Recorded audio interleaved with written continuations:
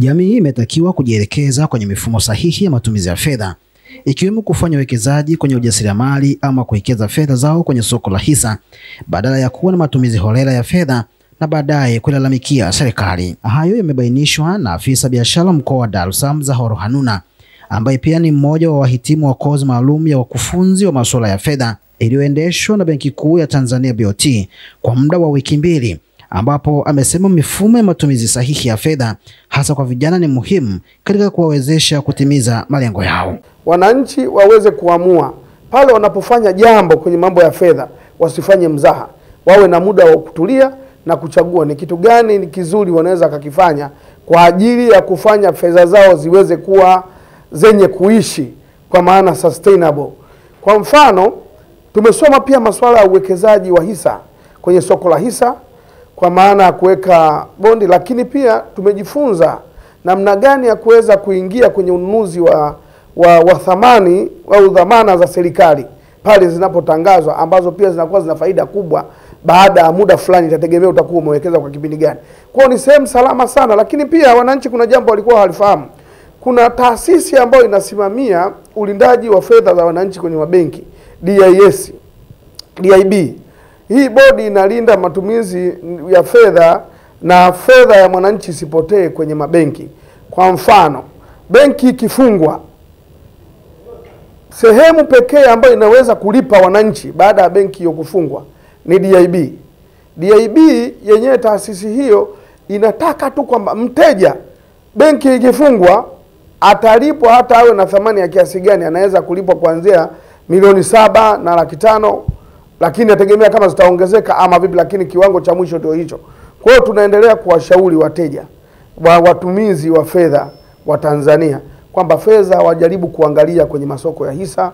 Huko ni kuzuri sana, UTT, huko ni kuzuri sana kwenye thamani kama hizo dhamana za serikali, ni kuzuri sana kwenda kuweka fedha na inakuwa iko salama zaidi.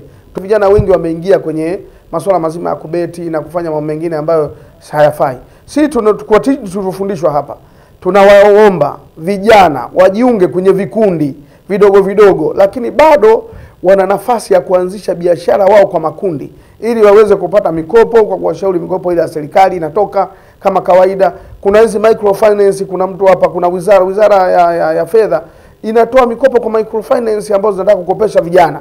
Kwa hiyo wao ni namna tu ya kujiandaa, kujisajili, kuwa na kampuni zao na kuja kuingia kwenye kuomba na kuweza kupewa mikopo hiyo ili waweze kujisogeza kwenye maeneo yaliyopo. Lakini kikubwa wawe na subira na wawe wanasikiliza mara nyingi maelekezo yanayotolewa na vyombo vya serikali, taasisi za serikali na mamlaka zingine za serikali.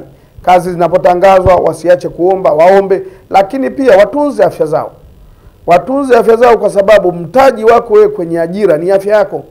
Leo utaenda kwenye competition au kwenye utafutaji wa ajira, utaenda kushindana na watu 1000, wewe uko vibaya, umeshajichosha, itakuwa ni utajishindwa kuingia kwenye soko la ajira. Kwa upande wake, mhitimu wa mafunzo hayo anayetokea taasisi ya fedha ya KPR Financial Services, Sildon Kagunila, amesema mafunzo hayo yatasaidia kuimarisha elimu ya jamii hasa kwenye utunzaji wa fedha, huku Joseph Ntanga akiwataka vijana kuacha kukaa vijiweni bali watumie fursa za kifedha zilizopo nchini kuweza kukua kiuchumi. Nichukue nafasi hii kuwashukuru Benki Kuu. Kumekuwa na wakufunzi wengi mtaani ambao hawajawa na ithibati. Sasa wameona ni vyema kuja na mpango huu wa kuwa na wakufunzi wenye uwezo wa kuwafikia raia ili wawe na uhakika na kile kinachoenda kulishwa kwenye jamii kiweze kuwa na manufaa. Na mimi kama mmoja wa wakufunzi wa muda mrefu nimekuwa miongoni mwa walioshiriki kwenye tukio hili, na nadhani sasa tunakwenda kupeleka ujuzi huu ndani ya nchi yetu na pengine nje ya mipaka ya nchi yetu, ili kusudi watu walioko nje na wananchi kwa ujumla wawe na uhakika na kile wanacholishwa, hasa kwenye masuala mazima ya fedha, kwa maana ya namna ya kutafuta fedha, namna ya kutunza fedha na namna ya kutengeneza ukwasi katika familia. Na hili moja kwa moja linaenda kuchangia kwenye uchumi wa familia binafsi, mtu binafsi, familia, lakini pia na kwenye pato la taifa. Kwanza awali ya yote napenda kuishukuru BOT Academy kwa kutupa fursa hii sisi kama vijana kujifunza hii elimu ya msingi kabisa ambayo tunaamini inakwenda kuongeza chachu katika maendeleo kwa taifa zima. Mimi leo nimehitimu. Kuhitimu kwangu kwanza kutanisaidia mimi mwenyewe binafsi katika kuelewa haki zangu, wajibu wangu katika masuala ya kifedha, namna gani naweza kujilinda.